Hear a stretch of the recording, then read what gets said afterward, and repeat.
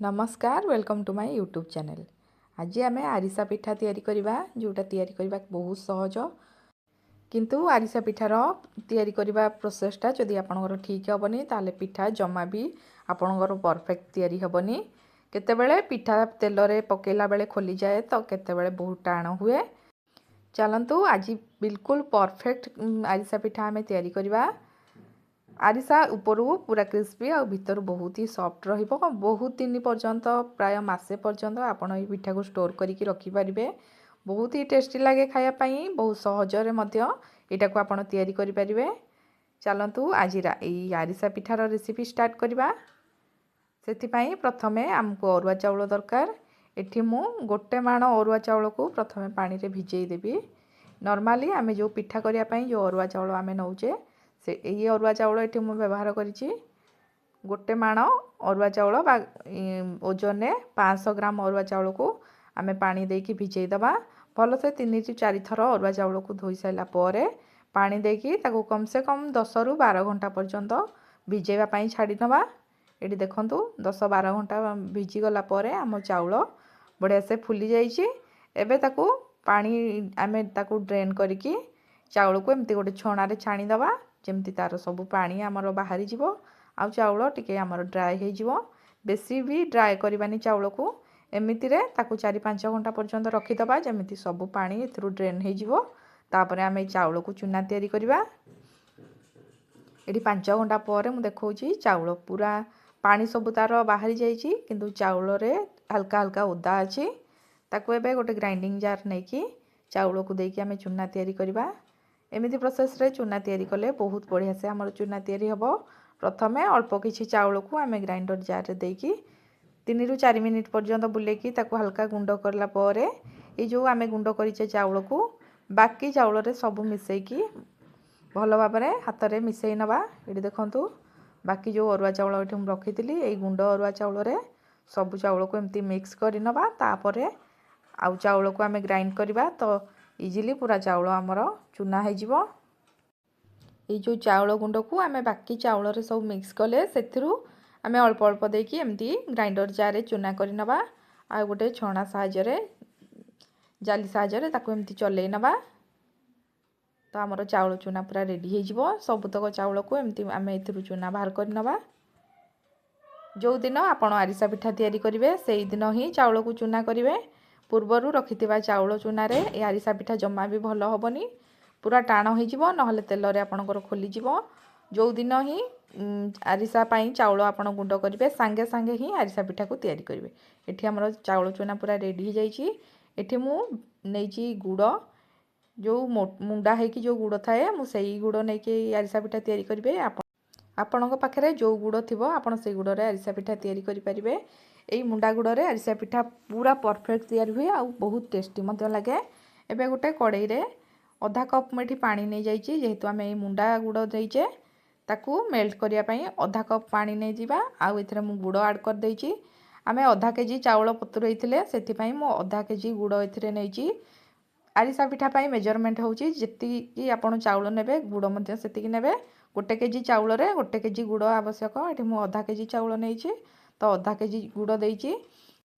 Gas रो flame को लो to medium रखिकी आमे गुड़ को पाग करि नबा। एथिरे दबा किछि गोलमरिच आ गुजराती रो गुंड पिठा रे भलो टेस्ट आसिया पई गुड़ को एबे पाग होवा पई छाडी नबा 4 ରୁ 5 मिनिट पर्यंत। चूना जेतिकी आमर दरकार चाउल ताठारु 1 ରୁ 2 मुठा अधिक चाउल आपण बतुरई थिबे कारण केतिकी चूना लागिवो गुड़र क्वालिटी ऊपर डिपेंड करे। सेति पई चाउल चूना टिके अधिक रखिथिले ही पिठा करिया पई बहुत सुविधा हबो। एटी देखते बेले गुड़टा पाग होइकी टिके अठा टाइप रो आपणकर हे जिवो ऊपर सेते बेले गुड़टा आमर परफेक्ट पाग हबो। गुड़र पाग परफेक्ट जानिया पई गुड़रू एमिति पिठा पातिया रे अल्प टिके नेकी पानी रे आपण पकेइबे।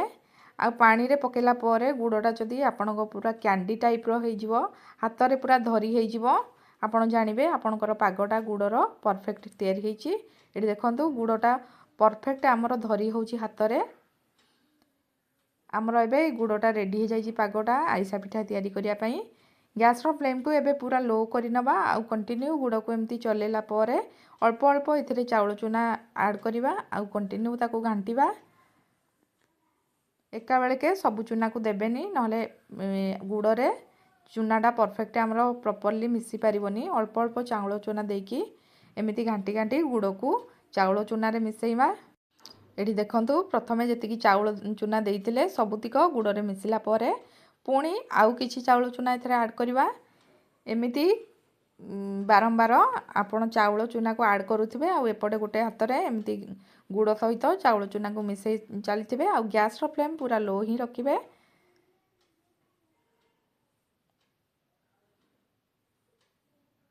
एही आरिसा पिठा परफेक्ट मेजरमेंट सहित करंतु आ चाउल को जेबे चूना करिवे संगे संगे पिठा तैयारी करंतु तो पिठा पूरा परफेक्ट तैयारी हबो। एठी सब चाउल चूना को अल्प अल्प देकी आमे गोटे चाउलर जंता प्रस्तुत करि नबा। एठी मो मुंडा गुड़ बा भेली गुड़ रे आरिसा पिठा को तैयारी करिछि। ता कलर टिके एमिति माटिया देखा जिवो। जदि आपण पानी गुड़ रे कि कला गुड़ रे आरिसा पिठा को तैयारी करिवे ता कलर मध्य टिके कला आसीबो। आपण को जो गुड़ पसंद आपण सेही हिसाब रे सेही गुड़ नै कि आरिसा पिठा को तैयारी करि परिबे।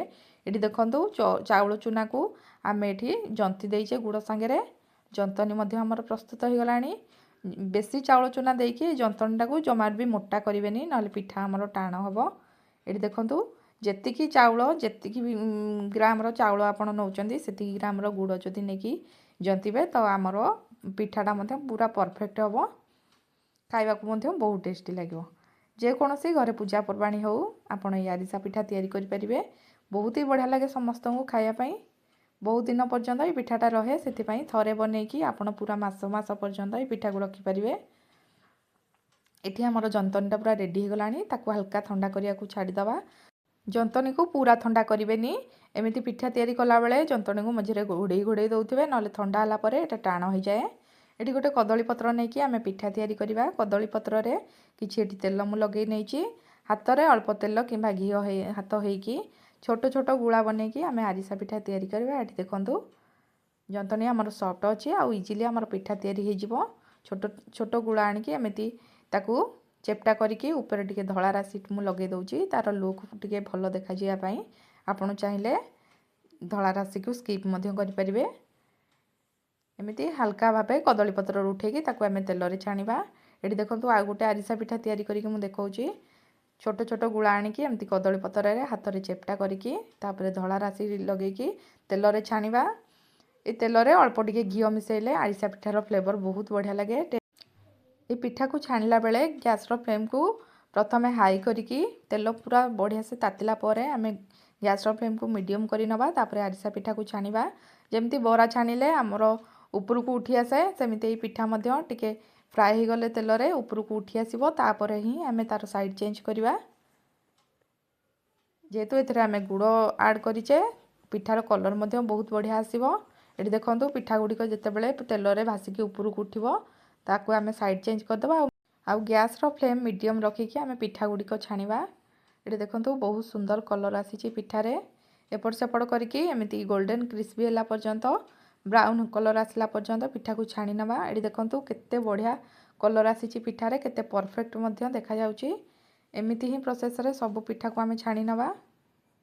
एमिति राशि देकी आरिसा पिठा छाणीले देखिया को मध्य बढ़िया लगे। आ राशि गुड़िक फुली गला परे खाइया को मध्य बहुत क्रिस्पी लगे। ए जो धड़ा राशि देइचे एटा कंचा राशि भाजीबार किछि आवश्यक नाही कारण एटा तेल रे आपे फ्राई हे जिवो। एठी देखंतु पिठा गुड़िक हल्का सिझी गला परे ऊपर को मनु को भासिकी ऊपर को उठी आसीबो। तापरे आमे साइड चेंज करिबा। बहुत ही इजी पिठा तैयारी करिबा। खाइबा को मध्य बहुत टेस्टी। निश्चय थरे एमिति मेजरमेंट सहित ए पिठा को तैयारी करंतु बहुत ही बढ़िया लगे खाइया पई। जे कोनोसी पर्वपर्वाणी रे आपण आरिसा पिठा तैयारी करिकि मासक पर्यंत स्टोर करिकि रखि परिबे खाइया पई। घी दबा द्वारा पिठार गोटे बहुत ही बढ़िया टेस्ट आसे सेति अल्प घी एते निश्चय मिसिबे। एठी हमर एते सारा आरिसा पिठा तैयारी हेकि रेडी हो जाइछि खाइया पई। एठी गोटे आरिसा पिठा को भांगी की देखौछि। देखंतु आरिसा पिठार केते कलर मध्य केते बहुत बढ़िया आसीछि। ताको भांगिला बेलको ऊपर हल्का क्रिस्पी आ भीतर देखंतु पूरा सॉफ्ट। एमिति प्रोसेस रे आपण आरिसा पिठा तैयारी करंतु प्रथम थरे रे ही पिठा आपण पूरा परफेक्ट तैयारी हबो। निश्चय थरे आपण ए आरिसा पिठा को घरे ट्राई करंतु। जदि आज रेसिपी पसंद आसे वीडियो को लाइक शेयर ଆଉ ଚ୍ୟାନେଲକୁ ସବସ୍କ୍ରାଇବ୍ କରିବା ପାଇଁ ଭୁଲିବେନି। ପୁଣି ଦେଖା ହେବ ଗୋଟେ ନୂଆ ରେସିପି ସହିତ। ସେତେବେଳେ ଯାଏଁ ରହୁଛି। ନମସ୍କାର।